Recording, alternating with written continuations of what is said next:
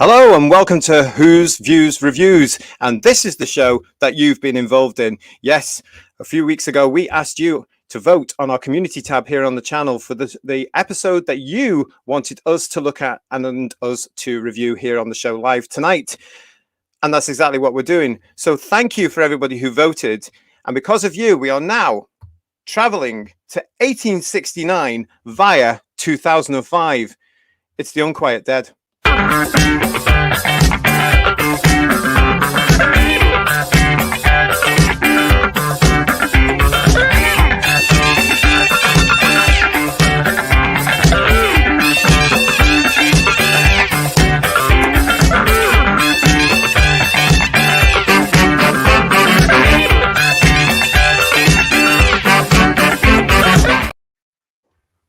Yes, hello. Yeah, here we are with the WHOTASTIC panel this evening. Good evening, WHOTASTIc panel, or hello, WHOTASTIc panel.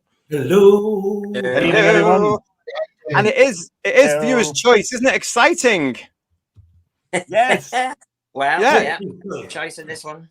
Yeah, well, it's like Readers' Wives, just with less nasty-looking headboards, in my opinion. And we are, of course, looking at the Unquiet Dead. Oh, wow. So let's just see who's here with us. Yeah, these are Readers' Wives. Hello, thank you all for everybody that voted for this particular story for us to look at tonight. Thank you so much for your votes. It won outright. It was actually very, very close in the middle of it, but then this one came out. So we'd like to say hello to TARDIS Spider. Thank you so much for joining us. That's great to see you. We've also got Jamie Reese here, who's also saying hello to TARDIS Spider. So that's nice to see you. TARDIS Spider is also telling us he's been window shopping for a new smoking jacket. What colour should I choose? There's a subject for another poll. Let's have a think about that. Let's tell him towards the end of the show. What teal? What about teal? Oh, teal for a new TARDIS. We've got Garbage here. Hello, Garbage. It is lovely to see you. Great to see you. Thank you for joining us. And Jamie's wishing us all. He's saying hello to all of us there. Jamie. Fantastic. So yeah, we are here to look at the Unquiet Dead. Right, so brief potted history on this for you, everybody, as well as you know. So the Unquiet Dead is the subject of our Viewer's Choice episode this evening, and in this was the third story of the rebooted Doctor Who in 2005, executive produced and showrun, and well, what else can you say about him at that point? Russell T. Davies, written by Mark Gatiss, and directed by Euros Lyn. And so as the Doctor says to Rose in this first historical adventure of the rebooted area, which also had the first story since Timelash to have an actual historical figure. But as the Doctor said to Rose, as the story progressed, are you ready for this? Here we go. It's history. So the Unquiet Dead, who wants to start us off? John. Which John? Glasgow John, start us off. Glasgow. Oh, Handsome John. Handsome John. Oh, Handsome John, yes. Okay. Right, yeah. Well, you've actually mentioned a couple of things which we should have started with. We would all start with the first historical character, as you said, since Timelash, and it's another British author. It's Dickens. It's Charles Dickens, and played by the fabulous Simon Callow, who himself is a Dickens aficionado. Totally, yeah. Mark Gatiss. So this was a combination of people who had a great interest and love for the character of Dickens, and to take him and put him into a Doctor Who, and really started what has now become known as the celebrity historical, where the Doctor becomes quite a trope of the new Doctor Who series, where he meets an historical character and goes on an adventure, and often changes their lives. For me, if I can take myself back, as we always do on Who's Views Reviews, to try and remember, if you were about at that time, what you felt like. And we were all in a state of high anxiety at this time because New Who had come back. It was very good. We'd all enjoyed it. It was better than we could have imagined or hoped for. But we always wondered, where would the dropping off point come? Where was it suddenly going to get a bit naff? Where were we going to lose the plot? And this week, the third week, we still didn't. If anything, this was more like the Doctor Who that we'd grown up with, if you like, Hinchcliffe Holmes and that sort of horror aspect. Yeah. So we were in very safe hands with the acting crew. We're in very safe hands with an expert director, and particularly with Mark Gatiss, somebody who knew stuff with Doctor Who. So without going too long, I dare say we'll get into the weeds of this shortly. But yeah, I think this third story, New Who, began to earn its stripes. Whether it lost them later on is another matter. But in the beginning, this is when it started to get its stripes. It's certainly a case of when you look at this body of work as the first series of the rebooted Doctor Who is, you know, it's its own self-contained series. If it had ended there, it would have been, you know, several wonderful episodes, all self-contained.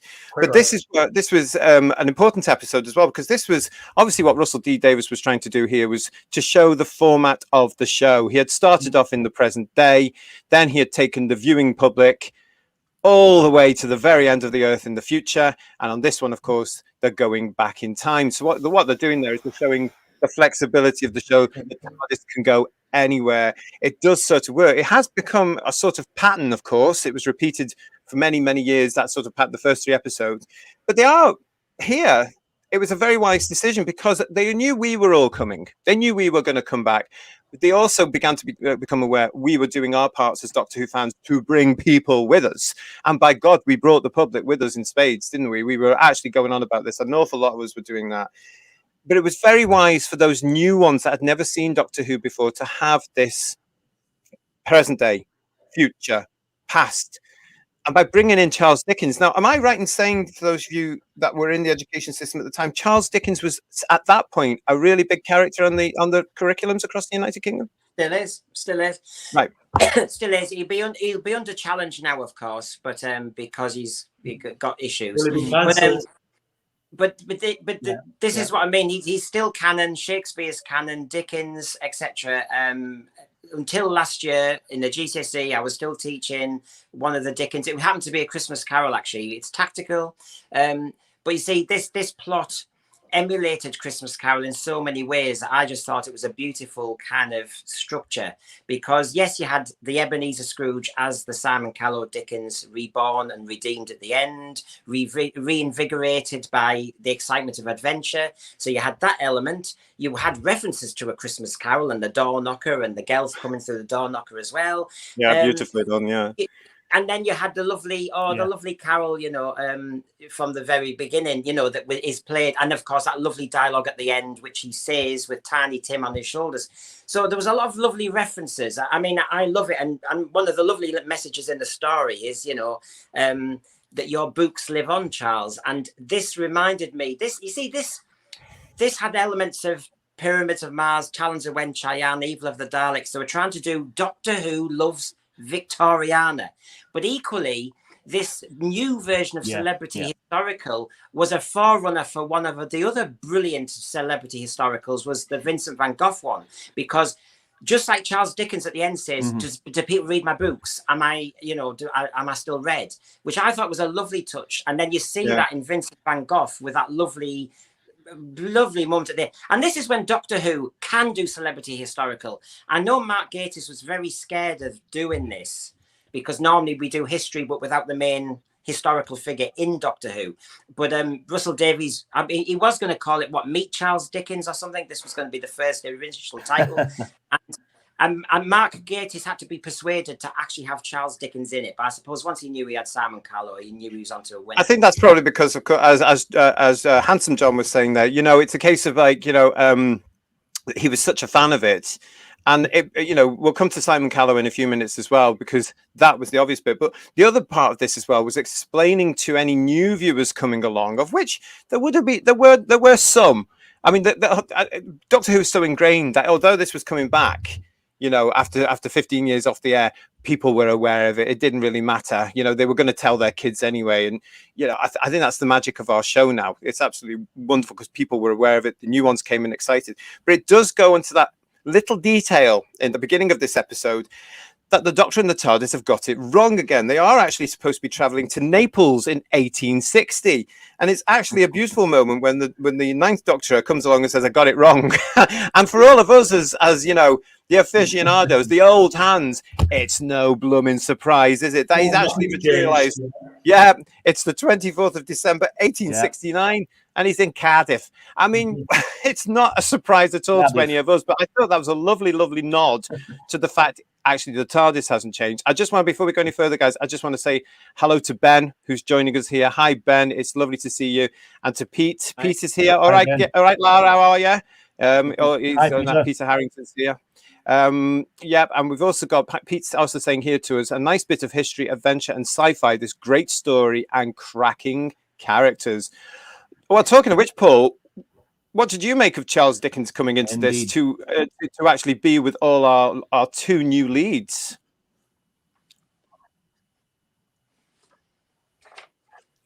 I loved this episode when it was first aired, and having watched it again to this afternoon, in fact, before doing the show, I loved it. And Simon Callow is superb as Dickens, and obviously he's an expert in Charles Dickens, but he plays it beautifully, and there's some great performances from all the cast. My favourite character, I have to say, though, is Mr. Sneed, the Undertaker. He is superb. Alan David steals the show for me. He's so funny. What do you like about him? So how much then? What do you like about him? Some of the older members of the.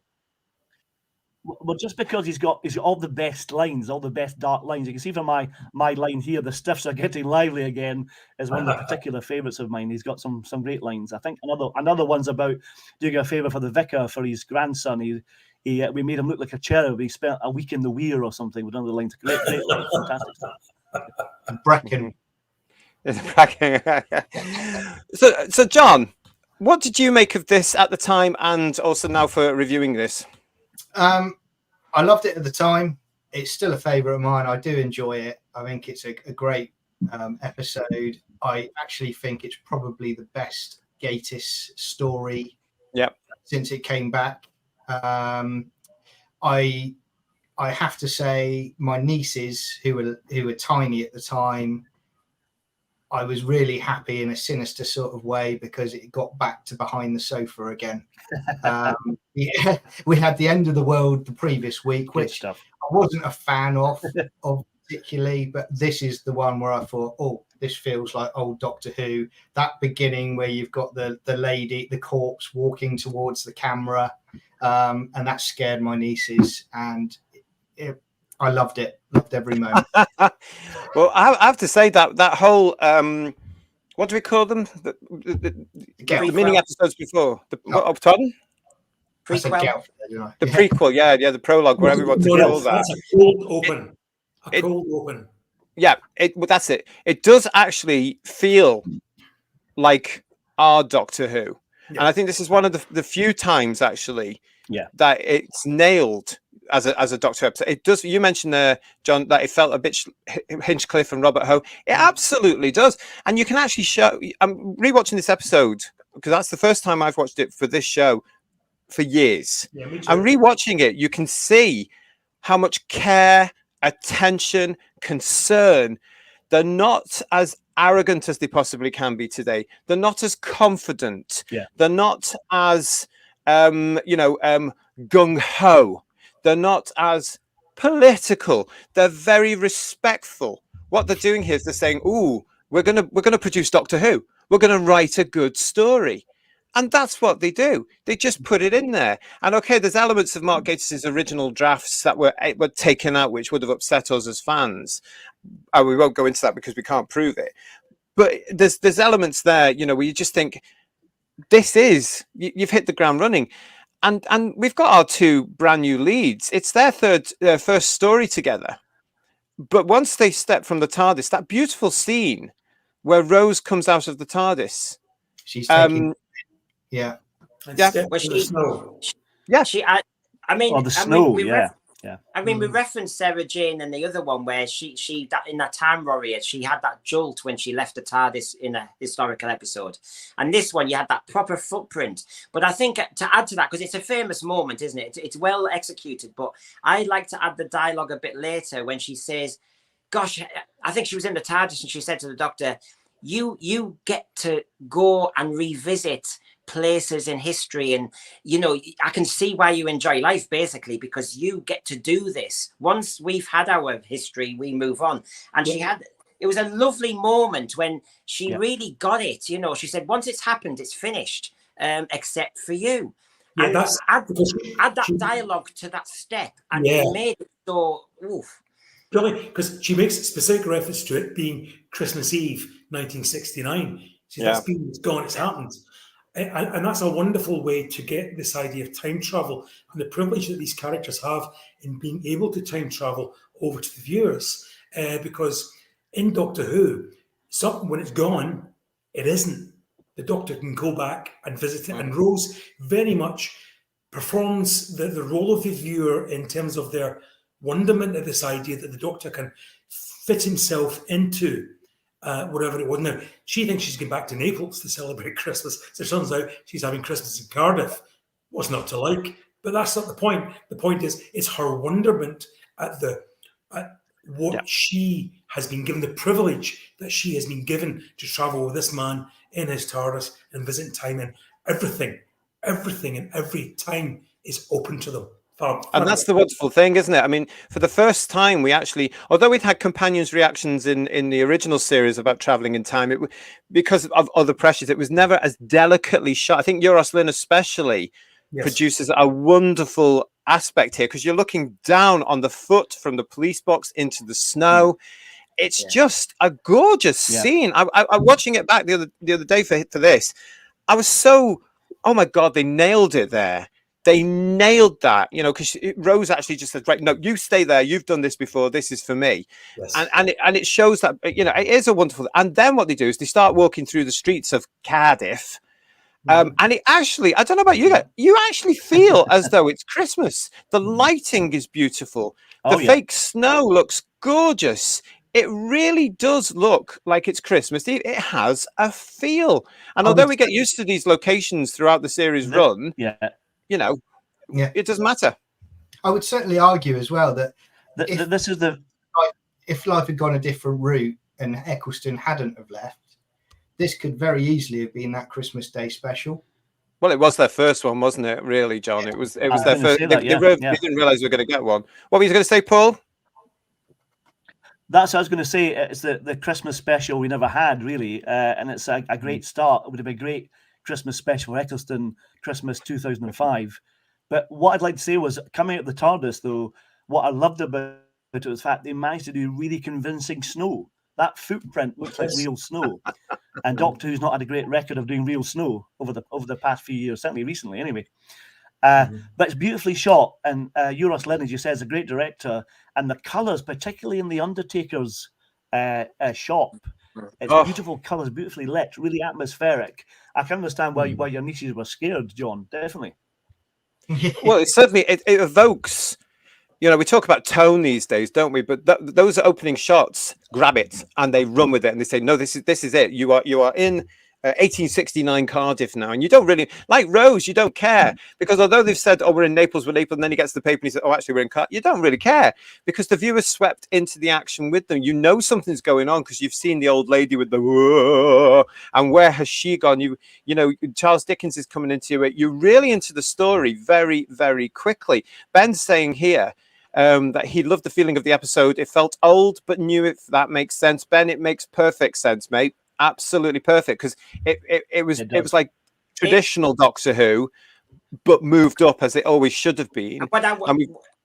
Sorry, go on, do the other one. I was going to say here, Jamie Reese is saying, at least he didn't have a 20 mile per hour speed limit. Says chased after the kid like bro. Absolutely bang on point. Pete's also saying the atmosphere is superb for me. It's great immersion. That's absolutely it. You're walking into the story very quickly. Go on, Brendan. The trouble was the girls did leave a terrible carbon footprint, and that wasn't really explored. But I just thought that this was, as you said, this was Doctor Who really trying to do history, and I thought there were some fantastic moments in it that actually, and I think every time I'm going to look at a new Who episode, I'm going to actually say this in a different way.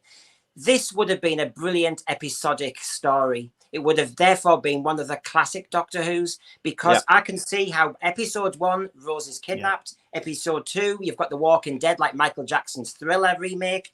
And then episode 3 ending, you'd have the ghosts in the seance. Honestly, and you could have built up the tension, and then Matt Gatiss and Russell Davies could have then not dropped their Pyramids of Mars moment when they show you the destruction of the planet if they don't fight the Gelth. All those things could have been placed in, and it would have been a classic. Yeah. I mean, that's the problem with the 45-minute format. Although on this one, I don't struggle as much as some of them, because I was so engaged with the story. And it was, as I said, it's because it's still new. They're still not sure where they're going. And I actually prefer this because now they're very, very confident. They're very strident. You know, they've been successful and they know it, and they can do whatever they want with it. Whereas then it was much more gentle to think, no, we've got to do this, and we've got to be aware of our audience. We've got to think of our audience. We've got to capture our audience. We've got to tell a story for the audience. And in some cases these days, the story doesn't matter anymore, does it? It's just you will watch this and what have you. And we've got to talk briefly about, not briefly, but Simon Callow. What casting is it? Who else would you get to play in our day and age but the master of whatever is? I mean, this guy is a massive Dickens fan. We all know that. John touched on it earlier as well. He's a huge fan. He's done his work. He's done his studies. He's played him before. He's been on tour with this. There was nobody else. Now, apparently, Mr. Callow was very, very concerned about doing a Doctor Who with Charles Dickens, and said he would only do it if he liked the script and the script was of a good caliber. And he did it. Yeah. Tells you what you need to know there. I mean, that and he gets to play this quite sanguine Charles Dickens, who, you know, is away from his family at Christmas, but could care less about that, you know, and he's very, very melancholic in this, you know.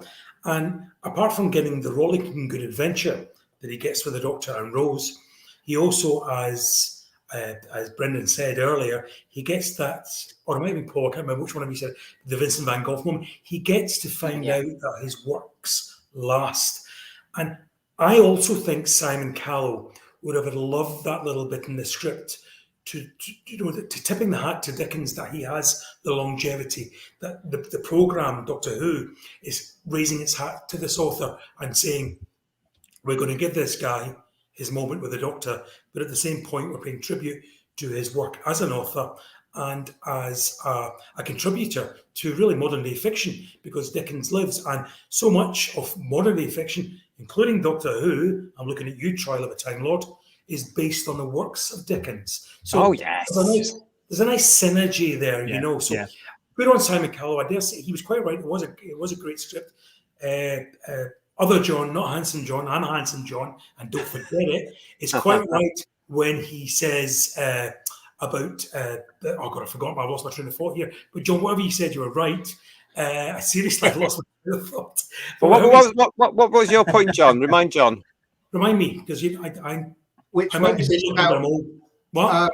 I was just saying a moment ago about the fact that scene in the carriage is fantastic. Is that? No, just about the whole ethos of the story. You mentioned a very good point, and it'll come back to me. This too, John, will happen to you when you get to. Yeah, I mean, the great thing. Nonetheless, just you look forward to that. It'll be fun. It's no wonder that Simon Callow agreed to the script, because it's a great script. It marches along briskly, and that's what the point you were making, John. It is Gatiss's best script for the program. So his first script is undoubtedly his best script. I have to agree. I have to agree with. Goes for it. Sorry, I will agree with both of you on that one. This is Mark Gatiss's best script, and it's actually the only one I remember. I can't remember. I know he wrote for the show for years, but this is the only one I remember because it's such standout. What you were saying there, John, as well about the episode and the people that have put the episode together respecting Dickens and doing that through the Doctor is absolutely true, because it turns out that the Doctor is, of course, a massive Charles Dickens fan. And when he finds out who this guy is, he goes into fanboy mode. And I don't know about you lot, but I saw a lot of us immediately. Eccleston plays this wonderful because he starts spouting off what we would now call episodes. He starts talking about the books. He starts talking about this. And did you do that? And do you remember when you did this? And do you remember when that? And Eccleston nails that scene beautifully. Yeah. And it's just magical because there's also a bit of humor in this, because he's been saying, you've got to get out, you've got to get out. And then he says, oh, I love you, you're fabulous. And then the taxi driver says, do you want me to get him out? No, he can stay. It's just so funny because he's playing to the ego that all these people have. And we know they all have an ego because we've... And he does the fun thing of saying, after compliment, he says, apart from that American bit in Martin Chuzzle, what was that all about? You know what I mean? He gets a bit of criticism, which most fans do when they meet idols. I'm always going to do this. You know, I'll do it with Genesis or anything. The beautiful kind of sharp detail on the English. So when he was in the carriage and he was all being fanboy, of course, Charles Dickens would go, what do you mean you're a fan? What do you mean? And all that kind of stuff. I love it when you have to kind of be sharp on the English and not lazy. I like good writing. And I think we all agree that this is Mark Gatiss' best script because he loves Victorian history, doesn't he? He likes Charles Dickens. He likes the Gothic horror. League of Gentlemen, for goodness sake.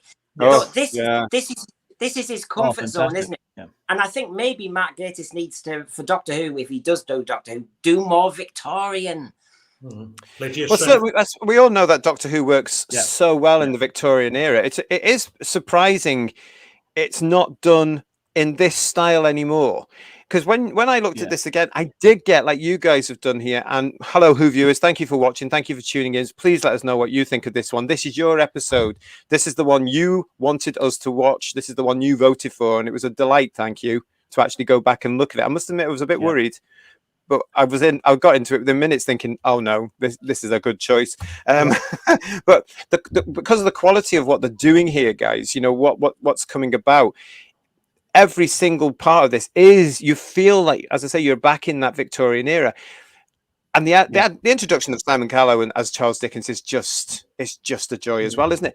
I do want to talk about the Eccleston Doctor at this point, because we still don't know him here. Yeah, we don't know this Doctor yet. We're still getting to know him. He's played a little bit at the very beginning as this sort of zany, over-enthusiastic character. I could see that sort of... What? Who's that? It's me. I was going to say, sort of jumping in there, I didn't think it worked in the first story, you know, when he's walking through the estate with Rose and she speaks to him and, oh, you're full of it. And he's like, does that sort of cheesy smile, sort of, you know, like that. Whereas when he's with Dickens doing what he does in this episode, he's kind of playing it straight, but it's funny. Well, he's like, well, get in then, because it's not his carriage, and it just works beautifully.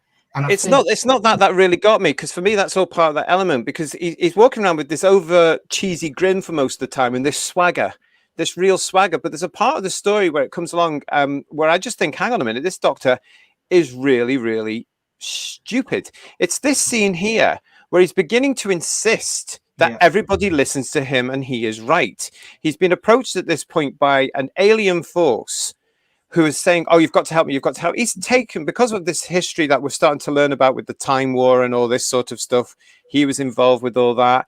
He's taking responsibility.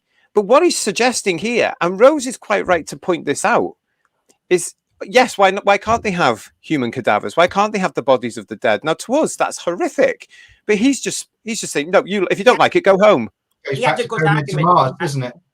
I thought the donor card argument was a good one, though, to retort back. But I thought he is quite a broken Doctor at this point, because he doesn't dominate the story. Yeah. He doesn't resolve the story. In fact, he causes the complication. He has the argument with a 19-year-old modern day girl about how you treat the dead. He told Charles Darwin, who he was a fan of, to shut up. Then he apologizes. I mean, and then in a lot of the episode, and I think you showed a shot there, JT, where he's kind of spectating. He watches Rose talk to Eve. He jumps in on that. He watches Charles Dickens with the coffin and trying to work out where's the magic. He's watching a lot, and then he does make a mistake. And of course, he's riddled with guilt because of the Time War, and therefore is really easily manipulated by the Gelth. He's an interesting anti-hero at the moment. Yeah, I do feel that. I mean, that came out, and I just thought, oh, there's a side that Eccleston's bringing on here, Paul, that was quite abrupt, and it is survivor guilt in a sense. We don't know that at this point, but it actually brought back my original memory from that night on the 9th of April 2005, where I'm thinking, oh, I don't know if I like you. Paul, what were we going to say there? I was going to say, I think we've touched on the fact there are elements about like Pyramids of Mars in this, and I think Eccleston's Doctor is showing a very alien side of the character with his not normal responses from a human perspective kind of thing, which works really, really well. And I actually think as his performance has gone on from episode 1 from Rose to here, Eccleston seems to be having a bit more fun.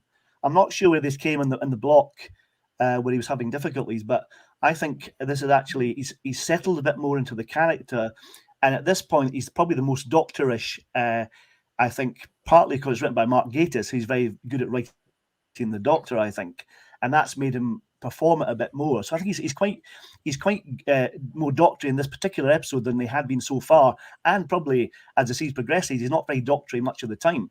But what I'd like to say is a bit controversial. I'm not really sure whether Eccleston was the right choice for the Doctor because I don't. He's a fantastic actor, but I don't think he is really the Doctor for me as a fan. But I can understand why Eccleston took that risk to cast someone like that who was a high-profile actor. So it wasn't Paul Daniels we got in the end. It was somebody who was real and a proper actor, and they started a clean slate with no baggage with the character to bring in new audience, and it proved what the British public loved the first series and took it to their hearts, and it went down really well. So I can appreciate why that was done. But if I was casting the first Doctor, it wouldn't have been Eccleston. It wouldn't have been McGann either, but it would have been more of a Doctor type actor for me personally. But he's a great actor, but not necessarily a great Doctor per se.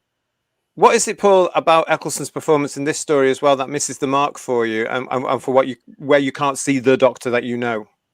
Well, I actually think he picks up the Doctor a bit more in this episode, is the point I'm making. It's a bit of a contradiction here. He's more doctory in this, but he started off, and then subsequently after this, he's not very doctory very often. And I think that's partly because Eccleston's fantastic at gravitas, can do great gravitas, but when he does the comedy, he's not as he's a bit more forced with it. And it could be because he's been watching Tom a lot. I don't know. So. Yeah.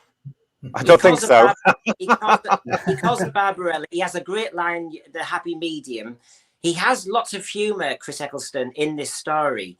I agree with you completely, Paul. I think he's good at the gravitas, that gritty, shut up.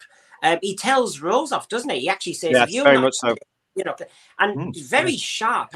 And I know when I was in the staff room at school, a lot of the staff who don't normally watch Doctor Who really like this version of a Doctor.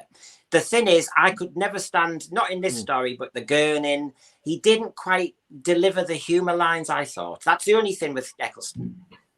I think that Christopher Eccleston was made the Doctor for a very valid reason. It was to give gravitas to the return of this programme, to get rid of the idea that the Doctor could be played by Paul Daniels or some reality star or whoever the tabloids, Eddie Izzard, whoever the tabloids were suggesting at that particular moment. So Eccleston's casting was sent, first of all, quite a brilliant actor and all the rest of it, but his casting, I think, was sent to send a very valid message. This is coming back, we're serious about it, and this is going to be serious in itself, so take us seriously too. That said, I think given the trajectory of this whole season, with this damaged Doctor following, just coming out of the Time War, the War Doctor hadn't been thought of at this point. We're meant to believe that there is the Eccleston Doctor who's just, I think, regenerated post McGann, having gone through or everything concerned with the Time War. So I think we were meant to see him unpack as the series progressed. He was harsh, he was cold, and Rose was to be the person who frost him, if you like, because that was a character that the new showrunner had created, so therefore he was going to give emphasis to her. So yes, in the story, it's the Doctor who creates the issue which could lead to the end of the world. Had he followed Rose's advice in the first place and taken cognizance of her disgust about the idea of these people floating about in somebody's granny who's just died or the son of the daughter, had he taken cognizance of that, this would never have happened. But also, he seems too willing to let Gwen sacrifice herself as well to Rose's eyes. So this is very much a Doctor who's damaged goods, for want of a better phrase. Rose is going to be the key to fixing him throughout the course of this season. But I will disagree, I guess that, with my two colleagues here, Brendan and Paul. I still think Eccleston was a cracking good doctor. Oh no, he wasn't. I think he was. I think he was right for the part. That's what I understand. You think it was a cracking. I think he was right for the part. He was right for the part. Then it was what he brought was needed at that time. I agree with that fact, John. I agree with the fact that it was needed to make it work, and it did work in that respect. So I'm not knocking that at all. I think he really, really helped sell it for the general public. Without a doubt, and that worked really well for me in that respect, to sell it for them, to make it work. Because if it was just one series and that was it, then I'd be gutted. I was hoping to get as far as we got, but not like what we got for previous stuff, obviously. But it's I think he's a strong actor, and I can see why they did it. But he's not really the Doctor for me. I think it's a really strong season on the whole. I understand that. Yeah. John, what were you going to say? I was going to say, I think. Yeah, I always felt he was developing as a Doctor throughout that season as well. I also with the humour elements as well. As you get further on, I don't know if it was because when they were writing for this Doctor, for this actor, they started to realise, hang on a minute, we'll do humour this way, not that way. Because, that further down the road, you've got that lovely bit with Jack where he gets in the TARDIS at the end and he goes bigger on the inside, and the Ninth Doctor goes, you better be. And there's things like that he does, which is very, very good. I don't think he gets enough praise, Eccleston, for what he did. And I agree with Handsome John that, we needed a safe pair of hands, and we needed someone to step into those shoes that was going to bring that gravitas back and get the public on board again. Because prior to that, as was mentioned, there was always the Mirror and the Sun articles of Paul Daniel, the next Doctor, and so forth, and it just stepped it up to another level, really. Well, let's bring it back to his performance in the Unquiet Dead as well, because what you've got here is you do have a very mixed Doctor. So where you first meet him in the TARDIS and the judding around, and he's all zany and he's all weird, to the wonderment and then the letdown of where he is living up to this image of the Doctor of, and Russell said this as we bring the show back, this is the Doctor and his companion having fun in time and space. So the performance of the Ninth Doctor here from Christopher Eccleston is living up to that briefing, because he is there. Even the fact that he's got it wrong again, that's brushed off very quickly. He's cheered up immensely when he hears the screams from the theatre. Now that's more like it. Off he goes to find out what's going on. You see the investigator in him. He gets to the theatre just in time to see lots of blue wisps of gaseous forms flying around the place. That's where he meets Dickens. But yeah, it does go around. The importance in this, Rose is written like a proper character here. Now, I know we go on, or certain fans go on that Rose was the start of a brand new generation of companions. In this episode, she's not. She's actually following very, very well in the footsteps of her predecessors. And even though, it is. She's playing the part of the companion, and she's playing it beautifully, because what she's doing here, she's questioning the Doctor. She's saying the things that we are at home are actually saying, like, what are you doing? You can't do that. Do you really think, oh, yes, I can say this to you? And she's standing up to this broken Time Lord who is at this next point really feeling that survivor guilt. I thought that was a very interesting thing to do here, because if you remember back in 2005, none of us knew what was going on. We didn't know anything about this big overarching story plot that was going to last right up to today, I would imagine. It's been going for years, this whole thing, this backstory. And we didn't know anything about that. It was a mystery at the time. We wanted to know what's gone on. Why is the Doctor being this? Why is he forcing that? Why is he not listening to people? Why is he not seeing the logic? It was a very interesting take on this particular Doctor. And I think in this story, it came off well. You guys have already spoken about the fact that he breaks his own rule from Pyramids of Mars. He absolutely does. And the main part of this is down to Rose. She has to bring him back. So that scene I was talking about there, where Rose is very much listening to Eve Miles' character, Gwyneth, here. And she's listening intently. She's taking every word in. She's suddenly realizing there's more going on here. The Doctor's, look at him. He's not that. He's sort of solved it. He's sort of solved it for himself. He knows what he's going to do, and he's not going to listen to any ridiculous human that's below him. It's very interesting performance here, and it does bring out that dangerous element, Brendan. And it's interesting because the way they're making the Ninth Doctor act, like I said, he's the spectator. The shots you're showing there, he can't do the small talk bit. So it's like Rose does all the small talk. I mean, we learn so much about the Gwyneth character because of that dialogue scene in the parlor, which he obviously just kind of hooks in on at the end. And, it's as if he can't quite engage, which I think is the Alien Pyramids of Mars, Tom Baker-esque Doctor. The other thing that surprised me about the Chris Eccleston Doctor in this episode, which I'd forgotten about, is he says sorry an awful lot. He really does apologize. He really needs to, though, in this episode. He really does. He apologizes to Charles Dickens. He apologizes to Gwyneth, obviously, at the end.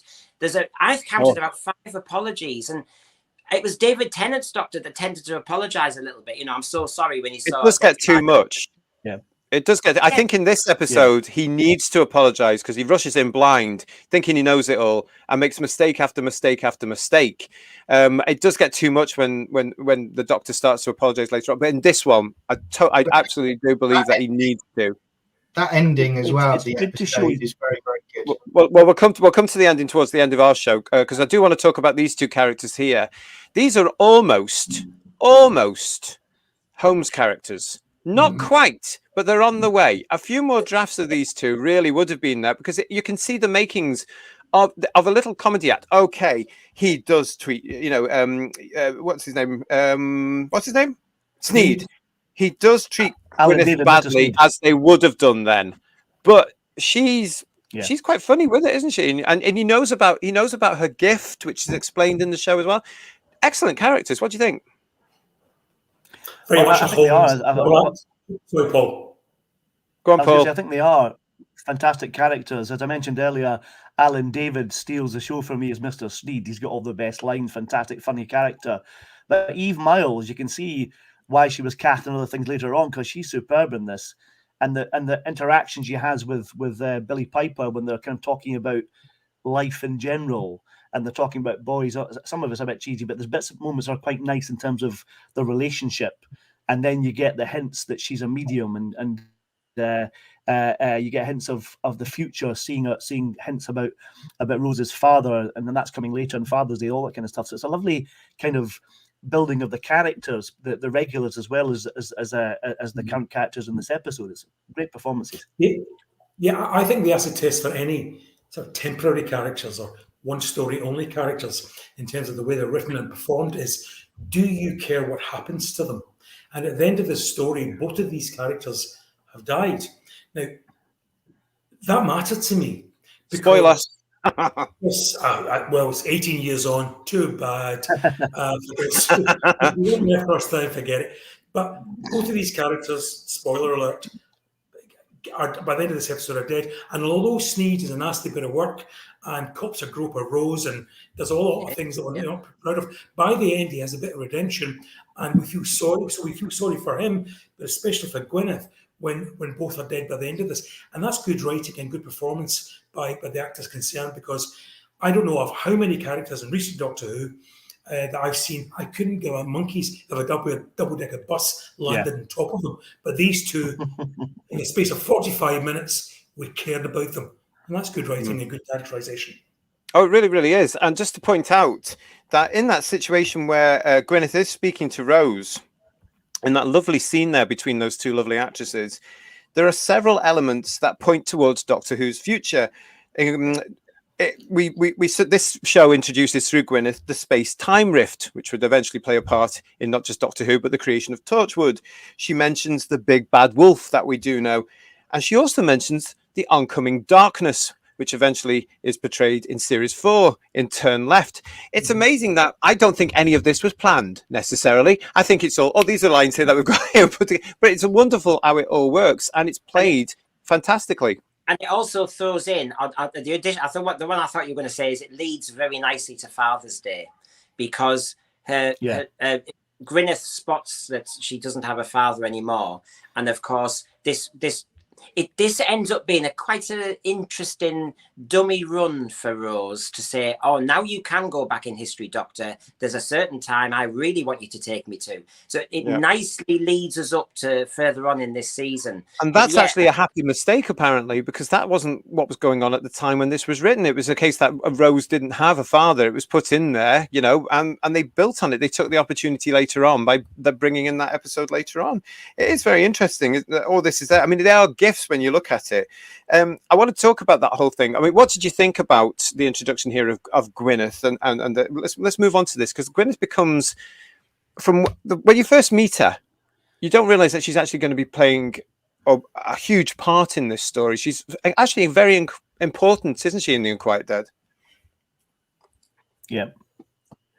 And as John said, handsome John, that is, he said that you really feel for her when she goes at the end. That was quite shocking when she died. That really took me by surprise, because I thought, what's going on there? That's what they've killed her off. No, she's a great character, and I was quite surprised with the Doctor doing that. But because it does seem slightly out of character at the time. But we're talking about Eccleston being more a darker Doctor, maybe making more alien, helped that come across. But it was still a shock that she got killed off at the end. Yeah, it's a very touching performance by Eve Miles, because we learned through the script, you know, about she like a lot of her contemporaries didn't have much of a life, you know, poor, gone into service in order to probably avoid the workhouse. And even then, if you watch Upstairs, Downstairs like I do, even servants have a sense of status and pride. And so therefore, when Rose talks about her, she says about having an education, she makes, I'm not an urchin, you know, as if, you know, I went to school every Sunday and learned. We did sums and everything. And I think that's wonderful layers to this character, so that 30 minutes hence, when what happens to her is apparent, you get that gut punch, because it's just not fair, because this person deserved not only a better life, but a better death, for want of a better phrase. And it's down in many ways to the Doctor. And the writing, as you said, you felt for her. Obviously, the acting built on the dialogue, because she was a cheeky young girl. She noticed lads. She nicked off school, that kind of idea of, you know, education's not my thing. So you felt for her. She was a real character. And you can imagine the younger audience going, yeah, I feel like that sometimes. And then the innocence, and it is an awful death, because she says, the angels need me. She talks about these gelths, these ghosts, these evil creatures, like they're angels to her. And they've been in her head all her life. And that is so innocent. It's a horrible death, because she believes in them still. Yeah, I think prior to that as well, one thing that's great about that, the acting and the character, is where Rose is defending her and saying to the Doctor, leave her alone. She's not getting involved in your stupid games. Yes. And she says, don't I have a say in this? Yes. And she goes, but Rose goes, you don't know what's going on. She goes, you think I'm stupid, or something similar to that. It goes, but I get to choose what I want to do, and I want to help my angels. And again, fantastic acting, and you know, you cared about this character. And great, you did. Great writing too, and that's one good thing about JT. I think you're spot on too, in terms about the lack of you know, cockiness that comes later in Doctor Who. New Who anyway. That's Russell Davies prepared to slap down his own created character Rose, by allowing somebody to say, don't treat me like stupid, you know, because Rose and stuff has her wings clipped there by Gwyneth, because she is patronising her. Well, this is, can I just say, this is fascinating, isn't it? Because where we are in 2023 is history is bad, and everybody now judging history is better. And what was in the script is that a working girl, a servant girl from 1869 actually called out a modern girl.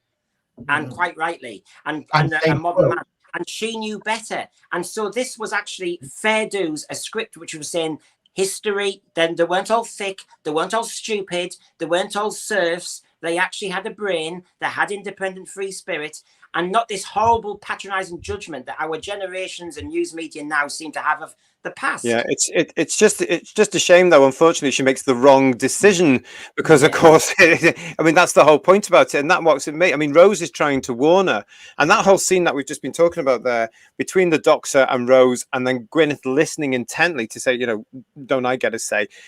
Rose is protecting her because she does understand. She is advanced. She does absolutely. She accuses the doctor. No, you're not using her as a pawn, which we know actually the doctor is very good at. But we can actually see it, especially when you're understanding the story when you're watching it back, even all these years later. You can actually see bit by bit from the moment he meets Dickens, he's making mistakes because he's just rushing. He's rushing with this backstory he has, which we're learning about. And it's going to trip him up, and by God it does, because not only does he destroy everybody around him, he destroys the entire building as well. We've got Pete Harrington saying here, yes, not afraid to kill off characters, adds so much to a story, but it does break your heart. Garbage is saying, that's why I like Voyage of the Damned, lots of deaths. He's so cheery. But the main characters from the story too, it was a shock. TARDIS Spider reminds us all that the Doctor is dangerous to be around. We should never forget. And that's the thing. I mean, this is what I think TARDIS Spider, this episode does very well. It shows anybody, it reminds us, but it certainly says anybody new, especially the kids that were coming to the show, it's not all what you think it is with the Doctor, because he does meet some very interesting baddies who are out for themselves. And that brings me on nicely to the Gelth. Very interesting characters, very interesting creatures, very interesting race, tied into the Doctor's backstory, as we're saying here, which is why he suddenly feels he has to protect them and do whatever he can, including sacrifice. Well, you can't sacrifice dead human people, I don't think, but to be handing them over, yuck, makes my flesh crawl, that. But the Gelth, gaseous life forms. First time that's been done in the show, is it not? But they did it the week after as well, didn't they? Yeah, we're farting. Slightly differently, but this is a whole race that is without form, and to give them a form again, they can use dead bodies of the human race. Very interesting, I thought. I'm surprised they never came back. I always thought at the time, well, you know, when we moved on, I thought if not for the main series, I always thought they could be a good villain for Sarah Jane Adventures. So, I'm surprised they never got looked at again. Because it was this in terms of timescales, in terms of what was going on elsewhere, in terms of TV shows and movies. And was this before the sort of explosion of zombie movies and zombie television series? Because if it was, it means the Doctor Who was ahead of the curve instead of boring. And basically, it was giving Doctor Who, if you like, a zombie enemy, ongoing enemy, because all the Gelth ever have to do now is occupy corpses wherever they're found in whatever location the Doctor's in, and you have instant zombie storyline there. So I think that's good. But having said that, I liked the Wraith-like Gelth. They're a bit will-o'-the-wisp-like, you know, in terms of the way they spoke to us as well. And that too was quite ethereal and scary. And I thought, given this was 18 years ago, and the CGI at the time, I thought they were very, very well done. Yeah, but this is where I read, and it is important that we are talking about creative decisions, and Russell Davies' creative decision was, this isn't a good enough story to break into parts, for God's sake, because the Gelth, in the way they're depicted, that gaseous, you know, apparition really at the end, the more kind of present at the end, you get bits of them in the theatre and that elsewhere, would have been a fantastic classic build-up thing. And then, of course, because they're not in full tangible form, there's an element of how far can you really believe in them apart from when you see the zombies. I wasn't quite sure whether... This is when I have to say the production team aren't as clever as I think they are. They are making creative decisions that are spoiling a brilliant idea. The Gelth are a great idea, but it's a bit like some things shouldn't be overused.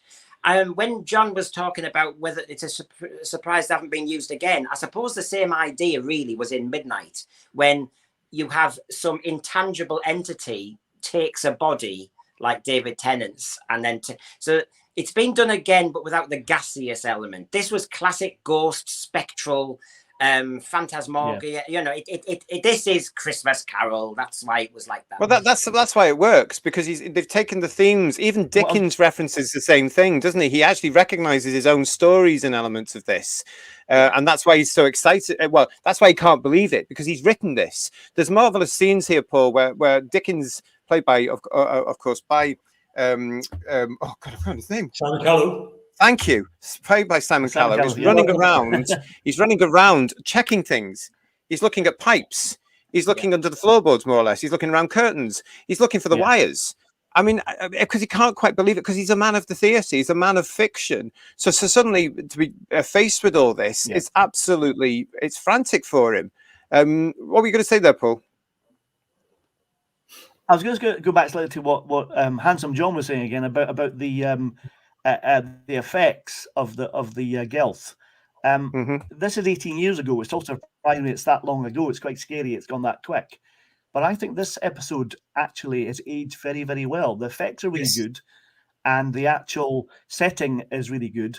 I think that's why it's not dated, because it's a period setting. It's a bit like Dad's Army. Dad's Army can live forever because it's set in the 40s, not in the sort of 70s or 80s when things can get very, very dated. But this is a period piece, Victorian times, what's so well for Doctor Who, and it's really aged beautifully. And like we said earlier, it's definitely one of my favourite Mark Gatiss episodes, and I'm a big fan of Mark Gatiss, I have to say.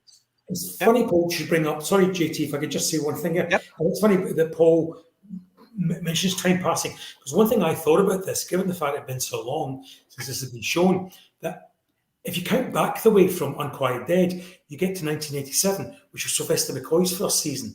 You know, that's that long ago. So the same amount of time had passed between McCoy's first season and Unquiet Dead to now. So when you talk about how well this still looks, I think it's a real testament to those that worked on it, because it doesn't look as dated as some of the McCoy stuff did in 2005. This in 2005 can still start as the Unquiet Dead.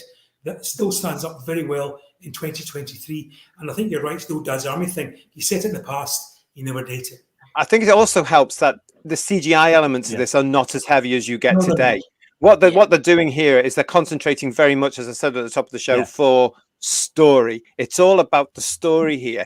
I think sometimes now certain people in the industry will start to write around the effects. So what's going to look good? It's all bangs and whistles, isn't it? I mean, look at some of the big movies that have come out. No story. And you sit there looking, I'm bored with all this CGI. And that is now affecting audiences. We're aware of this now. We're all going, I don't want to see that. If you remember, part of the charm, and it was charm of old Doctor Who, was they had to use their imagination because they didn't have the money to do all the bangs and whistles and effects. So they had to find smarter ways to tell stories, to engage with people. And that's one of the reasons why the thing lasted as long as it did. So I quite agree with you there, because sometimes I switch off movies when it's all about effects, CGI, whatever. It just bores me. Yeah, and that's why this, Paul, I reckon, I totally agree with you, but I reckon this story will be one of the few modern days Who, get ready for some controversial elements here, that will not date. Because as we've just said, this was produced in 2004 for 2005. We can watch it today, we can see the story, and we get something out of it. This will actually go alongside some of the original Doctor Who's, also set in the past, that do not date either. It's when you come to playing with things like the future and stuff, isn't it, that they can date. But this one looks brilliant. It was always said that the BBC always did the past best anyway, because, you know, there was so much referential material around. I do want to move on and talk about the scene where they realise it's all going pear-shaped. This, for me, is Eccleston's Doctor suddenly realising he's just made one of the biggest blunders in his lives. And the shock and the horror of his own blindness, I think, is portrayed wonderfully, because, as we've touched on there, he put her, Gwyneth, in the rift. He has to take the responsibility of what's going to come next. The Gelth, lovely effect there, go nasty. They get bad. He suddenly sees what is going on. He suddenly wakes up. And one of the biggest concerns he has is his promise to Jackie to look after Rose, because he just sees it all changing. I mean, it's just, I have to say, at this point, I had absolutely no sympathy for the Doctor at all, because Rose had tried to warn him. He went for an ego trip at that point, because remember that while they were saying pity the Gelth, they were also saying praise the Doctor. And of course, you know, he had this, he could see he had a linchpin moment here. He was pivotal to everything. He could save a race that were tarnished by the Dalek and Gallifreyan Time War. So, you know, he could deal with that, get over some of his guilt. He was important here. He had an alien species who were recognizing him and praising him. compared to the humans around him.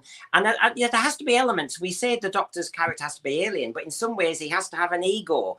And they were playing to his ego. And so then you saw that vulnerability. And this is where Chris Eccleston's good, because we've seen him in The Second Coming and various other shows where he can be gritty, but he can also show a real vulnerability as a character. And this was the scene, as you spotted, JT, where you see that.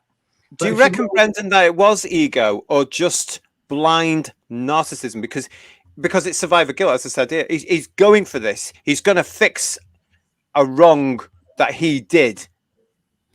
Well, yeah, I mean, they're both close, aren't they? I mean, he certainly thinks he's the only one who can do this. Funny enough, it's Charles Dickens who can sort the blooming thing out. But the Doctor thinks he's the only person there who can deal with this. And but that's because, Brendan, and this is the whole thing about survivor guilt. It's once the Guild revealed that they've lost their planet and their shape because of the Great War, the Time War, the Doctor feels the need to step in and act. So I think, there's ego certainly involved there. But I think this idea that he's now trying to right the wrongs as he sees it of what he's been involved in throughout the Time War. And this is an opportunity to get some good out of bad. Yeah. And I think you roll it forward 5 minutes from there, you've got Charles Dickens calling him on it. He's basically going, well, how was she alive? She was dead before, as she stepped into it. And Charles Dickens says to him, there are things in heaven and earth that are beyond you. So it's almost telling him, you're not the big know-it-all you think you are. There's a lot of things out there that you don't know anything about. And I think good old Charlie, eh? Yeah, exactly. But this is where they were using the Christmas Carol so well as a plot device all the way through, because it was the education of Charles Dickens. It was the education of the Doctor. They were learning. They were both learning in different ways. And the Doctor learned he's not the great, I am. Charles Dickens learned to find the spirit of adventure again and that he wasn't useless. And remember, there was a lovely bit of dialogue in the middle of the episode when I felt so sorry for Charles Dickens, because he was saying, have I wasted my tiny, my short period on this planet? Has it all been for nothing? And of course, this and him being the solution to this episode in a way showed him he is still important. He still can be fired up. He can finish Edwin Drood. He can do all this. And so it was an education of different characters. It was educating Rose, educating the Doctor, educating Charles Dickens. And unfortunately, we all learned as fans that the girls are manipulative. We've got Gary here joining us. Hi, Gary. Lovely to see you throughout the show tonight. He says, remove the Doctor and Rose, and you've got a ghost story for Christmas style story, which, of course, Mark Gatiss revived. I mean, I mean, it just helps that. I do think that this was set at Christmas deliberately by the production team, because we'd never had a Christmas story in Doctor Who. And they didn't know when they were doing this that they were going to get to do it for God knows how many years after. But, it's that lovely element that comes in here, and it just fits so well with Charles Dickens. I do want to talk about the element. I mean, Charles Dickens goes through a lot. I mean, these things here must have, I hope, have terrified a generation. That's probably why we've got so many problems with them today, where they can't say boo to a goose, to be quite honest. But, I think it's down to the Guelphs scaring them at 7 o'clock on a Saturday night. But, it's just wonderful. But I do want to talk about this last bit, because having been through all this, has the Doctor learnt anything? Because, of course, he has this moment where he's standing with Rose, who's stunned and shell-shocked by this. It's affecting her as a character on these adventures. She's still early in the TARDIS. She is starting to develop. You've got Dickens, as you say there, Brendan. He's had a major part in this to stop this. He's now reevaluating where he is, as any of us would do as human beings. But the Doctor, he's looking around him going, what's just happened? But then it's business as usual. And of course, they're off back to the TARDIS with Charles Dickens. And there's all that element at the very end where he's saying, we're just going in here. And it's as though the Doctor's forgotten. Yeah, that's one of the moment in the cellar behind the bars when the Doctor and Rose hold hands, and the Doctor says, I've faced all these and I'm going to die in a cellar in Cardiff. That jarred for me, because I don't think up until that point we'd heard any of the Doctors admit that he was about to die and actually give in to the fact there would always be, if anything, the companion would be saying that, and the Doctor would be saying, hold on, there's always a way, we find a way, there's something we can do. But I don't know whether or not he was buying time with Rose or whatever. It just jarred for me because the Doctor should be the hope and give the companion, never say die, to the companion, so they will find their way out of this.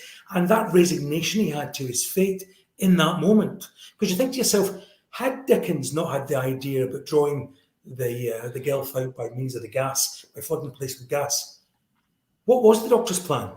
What was his plan? And we're led to believe he didn't have one. He didn't have one. That's a bit out of character. That's a bit funny. He didn't have a plan because the plan was to let the Gelf use the bodies of the dead, and that in his head they were all going to be walking around in these cadavers, because he does say at one point something along the lines of he's going to take them somewhere else. Yes, that's his plan. Yeah, he doesn't for a minute use his experience to say, well, this could go pear-shaped. I know doctors are going to do that. He's going to do that with Eldrad and various other people, take you somewhere else and you can live your life. And other doctors have got it wrong in the past. But it's the bit between getting it wrong and being rescued by Dickens that jarred for me, because he's very accepting of what he appears to think is his fate and Rose's fate. And I found that this is something new. We've never seen that in Doctor Who before. And that was a bit not quite right for me. Some of the self-pity, though, reminded me of Mordrin Undead when the Peter Davison Doctor was accepting of losing his regenerations. Was the David Tennant Doctor when he realised that the Four Knocks was the Bernard Cribbins character and his great lifespan was going to end because of an old character. The Doctor's an interesting, complex character. He does have these moments of self-pity, although when I watched this episode, I at first thought this is new. He doesn't do this. But actually, when I thought about it, John, all the way through, our doctors have had these little moments of wallowing a little bit, actually, about feeling sorry for them. Yeah, absolutely, Brendan. I get that, but not being so accepting of death as the Doctor was about to. Even Davison in A Mordrin Undead was resigned because of his companions to losing his other generations, but he wasn't about to die. The Fifth Doctor would have continued. So Eccleston gives up here. It jarred. This Doctor gives up. He literally gives up. Yeah. And even though he's got this whole thing about he's made a promise to look after Rose to Jackie, that doesn't matter to him at this point. He's let this go because here they are trapped, and he's just John. This is it doesn't make sense. He's so resigned. These things are going to get them, and he's going to take it. John's right. Situation of this umpteen times before. Yeah, because John's right, because you've got a minute from that. Suddenly he figures it out after Dickens is doing it, and there's a big gas tube behind him that rips off the wall and spills more gas out, and they all come out of the bodies or the corpses. So you're right, a doctor normally would be going, look, I can do this. He's supposed to be a scientist. The way around that's right. That is, Dickens could have still give Dickens his moment, but the Doctor and Dickens in parallel could be coming up with the same idea, and then Dickens is flooding the hall, the Doctor's flooding the cellar. So the Doctor doesn't give up. He is part and part of the solution, although he caused it in the first place. So again, just a funny bit for me. Go on, Paul. I think what's good about showing the Doctor as vulnerable and making these mistakes we talked about, it's good to have him as a vulnerable character, because he's not infallible. He's not a superhero. He's not Superman or whoever. He's a person who can make mistakes. Like in the same way that when Davison started as the Fifth Doctor, he made his character more vulnerable, and that really worked because then the Doctor wasn't escaping, at the click of a finger of a wave of a sonic screwdriver, or at least not at this point, anyway. I do think it's very interesting. I think it's a very interesting subject because he does give up at this point. Whereas I was expecting him to think, right, no, there has to be a way out of here, because the Doctor doesn't want to die. He doesn't want to in a cell in Cardiff or anywhere. He's always looking for something. I just thought it was very odd. Yeah. That I agree with you, John. I think it was very odd that he wasn't going, right, okay, it's not just me that's going to die here. I've got my companion here, and I'm not going to have this. There must be a way out of this somewhere. You've got to write as I don't know.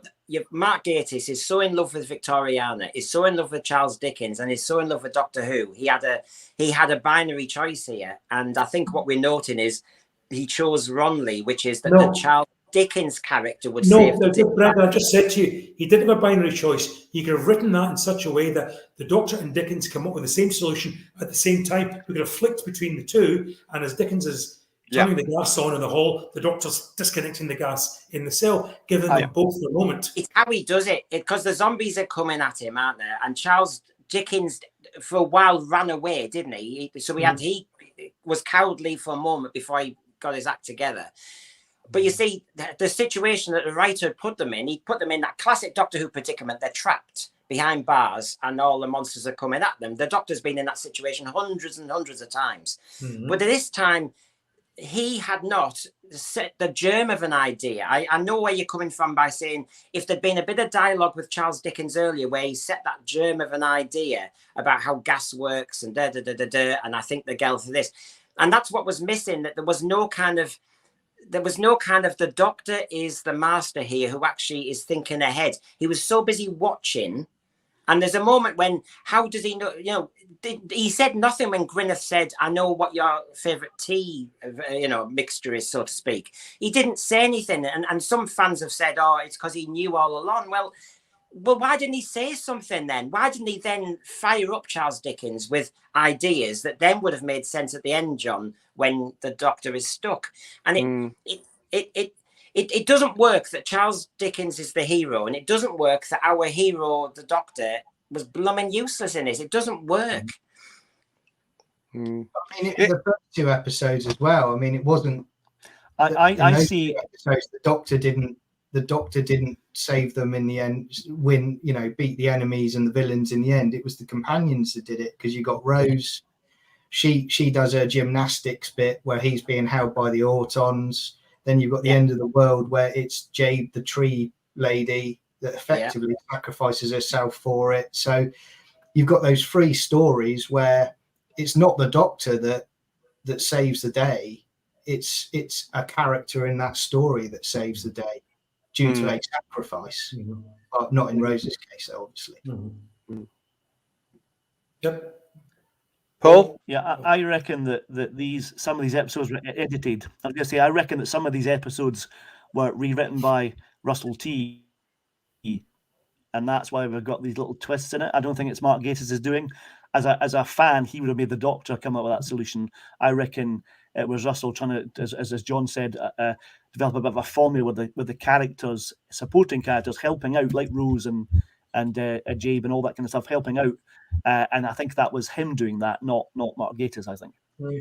I think the character certainly makes up for whatever is going on here, because there is something I would agree that is lack at that particular point. He does come across as a little bit more selfish rather than frantic and looking for a way out. I think that's something that is just rushed over too much. But what isn't rushed over too much, and what I actually started to get on board with, is the prolonged goodbye to Charles Dickens. I mean several times the Ninth Doctor walks towards the TARDIS and he stopped. And he stopped. I mean, I think that could have been cut down a little bit more. I don't know. I don't know what they were trying to do with this here. I don't know whether they were trying to really make us all cry or get some sort of emotion going, because the Doctor explains very candidly he dies next year. That's the end of the story, because he doesn't get to do this and this and this and this. So I don't understand that bit, but it seems to go on for so long. This is when I feel as though we are doing what Doctor Who should do. It's the William Hartnell kind of thing, where we are there to educate a bit as well. If you're going to have a celebrity historical like Charles Dickens, I was actually going to say the opposite to you, JT, because when the unmentionable Doctor had an episode called Rosa, there was a TARDIS scene at the end that went on for about 5 minutes and gave us a lecture about awards and everything given by various presidents. Whereas I thought this was quite brief, actually. And it was also briefer than the Vincent van Gogh 3 minutes as well. And it was important to say that... but bear in mind that this is the first one, Brendan. But it explains well that if Charles Dickens, with all his imagination, has seen a TARDIS take off and has seen this and has seen that, he would write it. But thankfully, he's going to die next year. Yeah, but what I'm trying to put here is that never mind anything that comes after it, because they build on what's done here. This is the first one. This is the first bit, and I just don't know what they were trying to achieve. But for me, it didn't come off. Whatever they're trying to do, it was just like, oh, for heaven's sake, they're coming back. All these questions that Dickens suddenly has. I mean, they've had since walking from the house and what have you to walking towards the tower. I don't know. It could. For me, it just jars. Like, it doesn't actually end the episode in a very good way, because they say all the goodbyes to him, blah blah blah blah, several times over. Then they go into the TARDIS, talk about him behind his back, and then they disappear. For me, it just doesn't gel well, and I think that's what's happened with the examples you've given there. Oh, they've done it that way, so we must build on that. But I'm not going to comment on those just now. But I just thought it was a bit of a. I like the ending where the Doctor's gone, Doctor and Rose have gone, and Dickens is back with energy, and he's walking through the streets, and he said, "I'm going to go home and Merry Christmas to people," and his own line, "Merry Christmas, one and all." I thought that was a nice ending, but I just wish we got to it a bit quicker. Sometimes I think, actually, there could be padding here to get to the time. Hello to the timescales. He's joined us. Greetings from San Francisco. Lovely to see you, mate. Thank you for joining us. You joined us right in time, because we're just coming to the end of our review of the Unquiet Dead. I've just been saying that the ending for me could have been a little bit tighter. Anyone else want to talk about that one? I like the ending. I have to say, I disagree with you. I like the ending. I wonder whether or not it was a little bit of a salt to Gatiss and giving a bit of sort of time with the Doctor for a bit of chat here and there. If that was part of the deal, I don't know. Maybe well, just padding, who knows? But I didn't mind it. But I can understand where you're coming from. We could have had a bit more Gelth action, a bit more Doctor explaining why he could have solved the issue rather than Dickens, or both together, rather than all tomfoolery at the end. I do understand that, but I do like it. I do like it. I think that the ending is one of my favourite bits, because it fires Dickens up in a way, and so he's really enthused now, and he's happy and he's pleased, and get a fantastic shot of the TARDIS dematerializing, the snow falling off it, and then him racing along the street and wishing everyone Merry Christmas is a fantastic moment, and that really is a great ending for me. What's really well. So I think I'm with Handsome John on that one. Yeah, just a year before he snuffs it. Yeah, I think it's Jamie's saying he liked the ending. He thought it rounded off the story okay. And we've got the timescales. I do recall still getting teary-eyed during the Unquiet Dead, because it was still sinking in that real Doctor Who was back finally. So it was nothing to do with the story that timescales do. So there it is Doctor Who back. And that's lovely. I do think that's the problem with a 45-minute format, when they know they've got to go to 45 minutes, because they do have to find these other elements. But sometimes I think these sort of things, like that ending, is put in there rather than actually just, getting that. I mean, you said there, John, they could have done more with the Gelth, about that threat of the Gelth, getting out of that situation. Yes, they could have done, really. And that was the beauty of some of the old ones. And that's why I'm a big supporter of 30-minute episodes rather than 40-minute episodes in a serial format, because then if it was a different sort of thing, you would have had a different ending there. It would have been right, there you go, Charlie, don't worry about anything. Yeah, you're going to live forever. See you later. It would have been a little bit more curtailed, I think. Say as well, going back to what we talked about earlier about this story actually holds up quite well. 18 years after. I think watching the 2005 onwards run recently, as I have, I think one of the problems that you do get coming in more and more is you have the cultural references. And we had it in the previous episode where you've got Britney Spears' Toxic playing.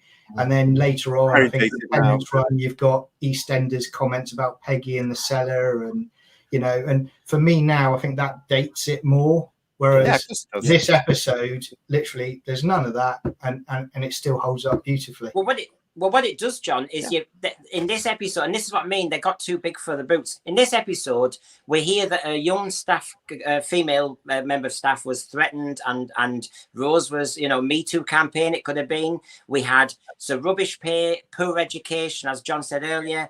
There's the recycling of dead bodies stuff. You've got the carbon footprint that could have been worked on, the treatment of the working class. All those things the series now would have just stretched out, whereas you're spot on, John, because basically then I could work that out. The viewers could go, oh, well, the things have changed, but you don't, that's it. It's not ruining the story. Yeah. Well, we are coming up to the time where we've got to give the scores on the TARDIS doors. This has been Whose Views, Viewers' Choice. The Unquiet Dead was the one that all our viewers voted for on our poll on our community tab. Thank you so much for voting for it, because I think we've all enjoyed it. It was actually quite fun to go back and watch it. Before we come to the scores on the TARDIS doors, though, what's going to be happening next.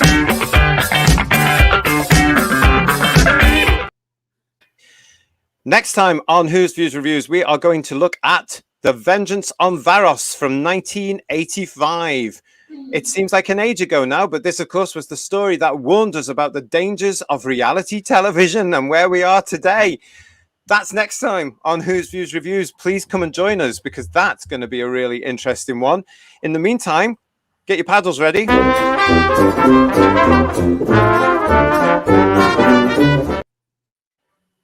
All right, so we're doing the scores on the TARDIS door. I'm going to start with John without the H. I'd give this one a 7. A 7 out of 10 on the scores on the TARDIS doors for John. Okay, Paul? Can I just say one thing? No one mentioned the dad gag in this. I loved a happy medium, and I like this episode. And I'm going to be, I'm going to give it 10 out of 10. I love this episode. Mark Gates is a great writer. Okay, and Handsome John. I'm reaching for it. Yeah, is it going to be a big one or a little one? It actually got bigger having seen it again. And that's not the first time I've said it this week. I'm sure it is. Another story entirely. I'll bet.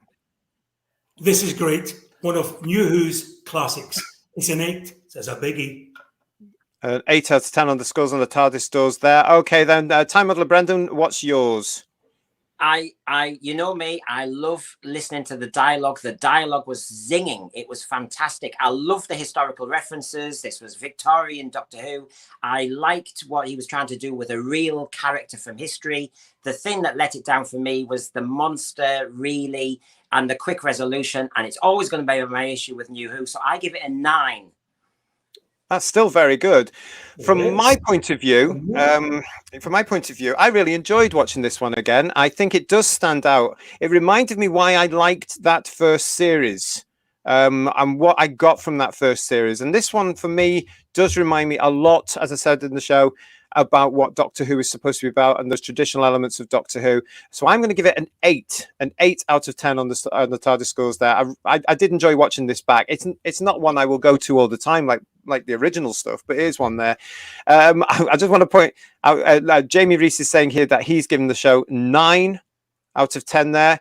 TARDIS Spider's going to give it a 10. That's good to see. And Gary makes me laugh. Gary Bryant is making me laugh because he says, this wasn't my choice, that's for sure. Gary, I want you to message me to tell me what you did vote for in complete confidence. Let me know which one you did vote for because I think that's hilarious. If you're watching us on the playback, please do let us know what score you're giving the Unquiet Dead out of 10 in the comments box. That would be fantastic. Well, listen, this has been Viewer's Choice. The viewer's choice of viewers. You guys voted for this, The Unquiet Dead. Thank you all for everybody that voted for this. It was fun. We will do it again with another viewer's choice. This is Who's Views Reviews. Next week we will be looking at Vengeance on Varos, so please join us for that. It'd be great to see you with all your comments and get ready for those scores on the TARDIS doors out of 10 as well. To the WHOTASTIC panel, I want to say thank you as ever for joining me. I'm glad you enjoyed the show. Thank you. Thank you. Bye-bye, everyone. And until next time, we will see you in the future. Or if you're watching this one in the past, we'll see you tomorrow. Bye-bye. Bye-bye.